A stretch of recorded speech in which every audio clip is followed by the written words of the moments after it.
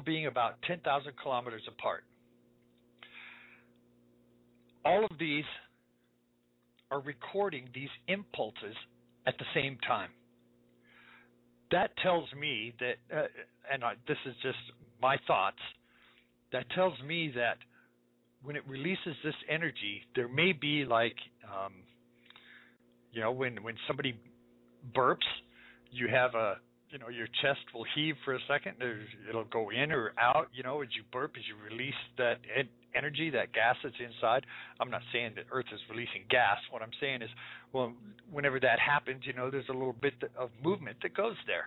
Well, if this movement is so strong, so powerful, so much energy being released through these paths of least resistance that it's moving these tectonic plates, that would explain why all of these stations, which are 10,000 kilometers apart, are all recording it at the same time. It sounds to me like these tectonic plates are moving, have a little bit of a bounce as the Earth burps, is what it sounds like. This energy process can modulate across the whole tectonic plate. It generates this acoustic gravity waves. It makes an audible range sound that people have heard in all kinds of forms. Some of these are low frequency sounds. Some are all over different parts of the planet. I think it would work in the same way as in if you've had a balloon and you fill it with air. If you take where you blow up the balloon and you squeeze it and pull it apart, that you can regulate the pitch of that by the gap in the opening. So if you pull it way apart, it's got a high-pitched squeal, and if you put it back to closer together, the pitch goes down. So if you hold that balloon that's full of air and you just squeeze it back and forth, the sound would go up and down depending on the width of the opening. Well, some of these Earth noises are doing the same thing, where if it has a large opening, it would be a lower modulated sound. If it's a tight opening and it's going through a tight space, it may have a higher pitched sound. But in both cases, this acoustic gravity waves are an understandable geophysical in nature, and we can understand why this is happening, where it's coming from. It's because of this magnetic pole shift, the inertia of the Earth's core, and the release of this energy. Now, I want to start this with an interview. First, I want to play a clip for you from SOT News. This is a European news station who's reporting this. This guy at this news station is asking a geologist where these noises are coming from. This geologist gives what sounds to me and sounds to the news anchor like just a bunch of hooey, because it doesn't really make sense. And then at the end of this recording, I have put one of these sounds at the end of that. So if you would please listen to this recording. We're going to come back.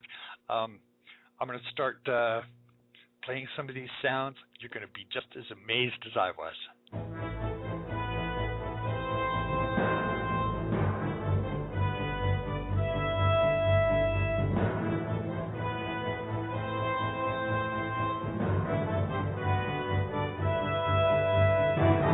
I'm Joe Quinn, and this is the SOT Report. In case you haven't heard, strange sounds from the sky are being heard all over the planet. From sounds similar to ship horns to what can only be described as loud metallic groans, sky trumpets, and even thumping, people all over the world are sitting up and taking notice. But what are we really dealing with here?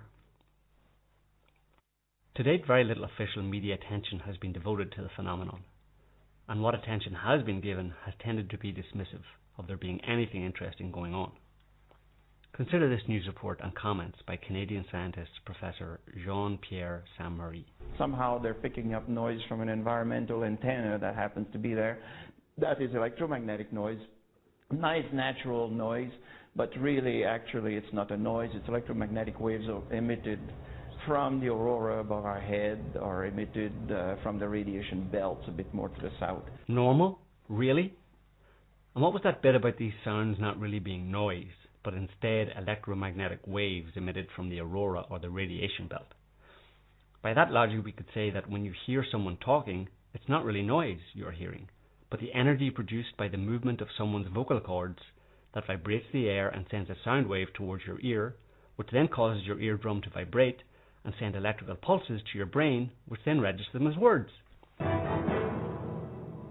While we agree that these sounds are undoubtedly natural and that they could be electromagnetic in origin, they're hardly normal. I mean, when was the last time people all over the world were hearing trumpets resonating in the sky? Despite the approach taken by this Canadian scientist, we here at Zot.net think that these sounds deserve some serious attention and investigation by appropriate scientific bodies. Until that happens, however, I'd like to throw out a few ideas as to what may be going on.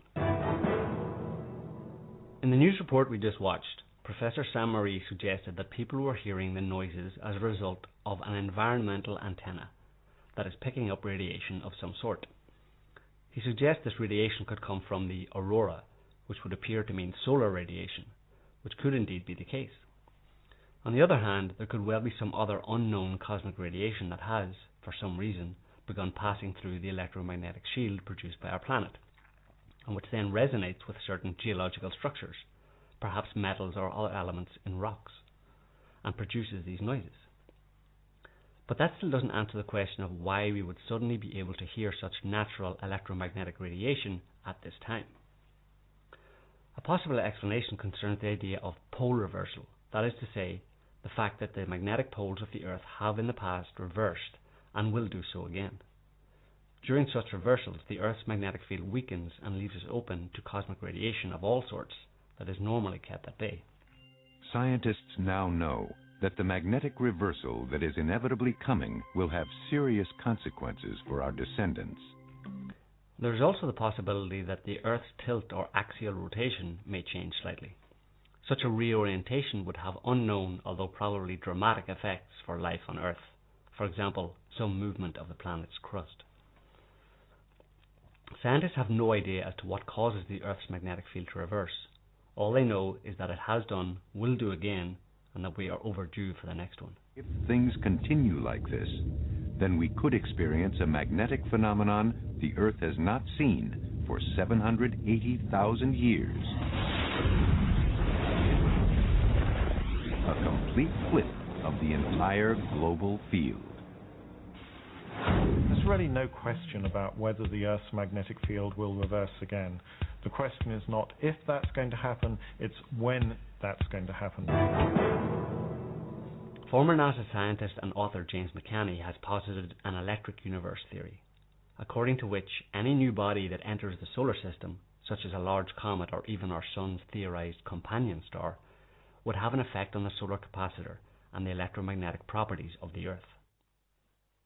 McCanney also states that months or years before the actual close pass of a large celestial body, like a large meteor or planet, the effects on Earth caused by electrical discharging would include colourful auroras and trumpet or whistle-like sounds.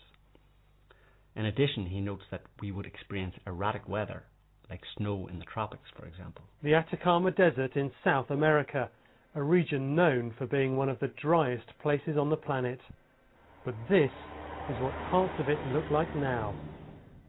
The earliest example of these sounds that we can find seems to have been uploaded to YouTube in 2009. Interestingly, movie director Kevin Smith's rather violent film Red State was released on September 1st last year, 2 years after the first YouTube strange sound clip was uploaded. Smith's movie deals with a doomsday cult and features the following scene.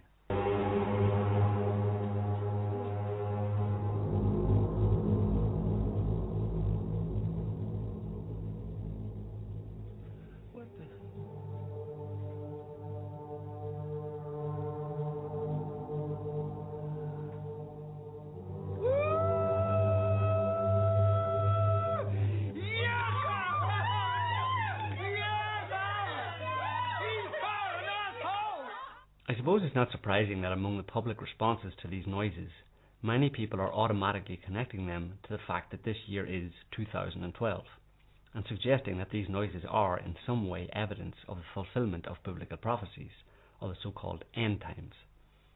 After all, biblical prophecies repeatedly reference angels sounding heavenly trumpets that proclaim Judgment Day, which in practical and modern terms seems to suggest major earthquakes, volcanic eruptions, tidal waves, virus outbreaks, and general destruction.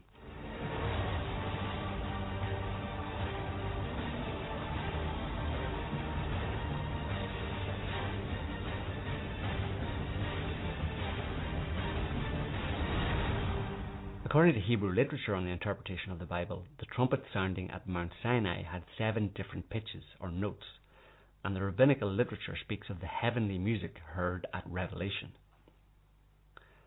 For example, it is stated that at the first sound the sky and the earth moved, the seas and the rivers turned to flight, mountains and hills were loosened in their foundations. We could also cite the legend of the fall of Jericho that was later attributed to the marching of the Israelites and the sounding of their trumpets. In Immanuel Velikovsky's book Worlds in Collision, he states, according to the Hebrew tradition, all the nations heard the roaring of the law-giving. It appears that at Mount Sinai the sound that sounded long rose 10 times. In this roaring, the Hebrews heard the Decalogue. The din caused by the groaning earth repeated itself again and again, but not so loud as subterranean strata readjusted themselves after being dislocated. In the Iliad, Homer depicts a similar occurrence in the following words.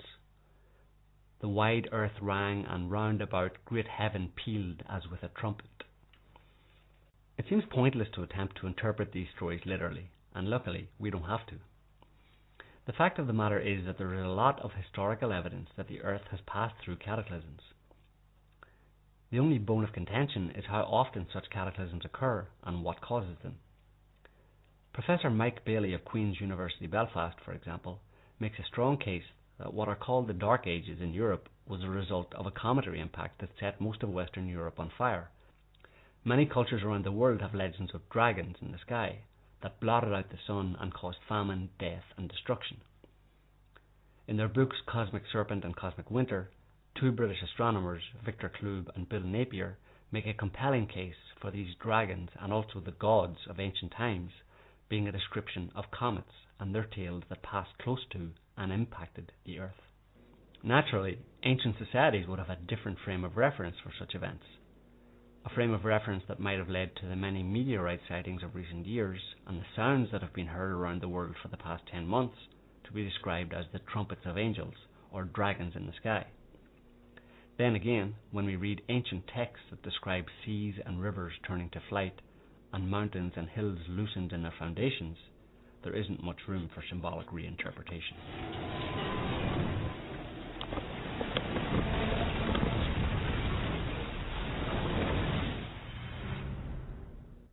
Having said all that, I'd like to now throw the cat among the pigeons, as the saying goes. It is possible that some, or even all, of these strange noise videos are actually fake. Let's be honest, it wouldn't be hard for someone to record some video and then lay some strange sounds over the top. In fact, one YouTube pundit in particular claims to have debunked all of the videos.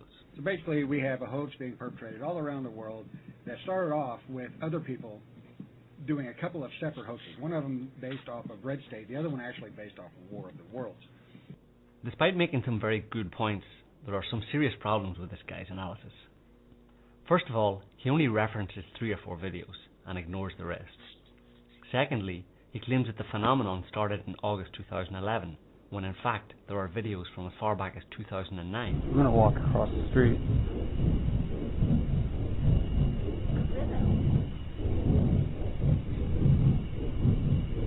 And a very impressive one from March 2011 in Florida. It's getting close.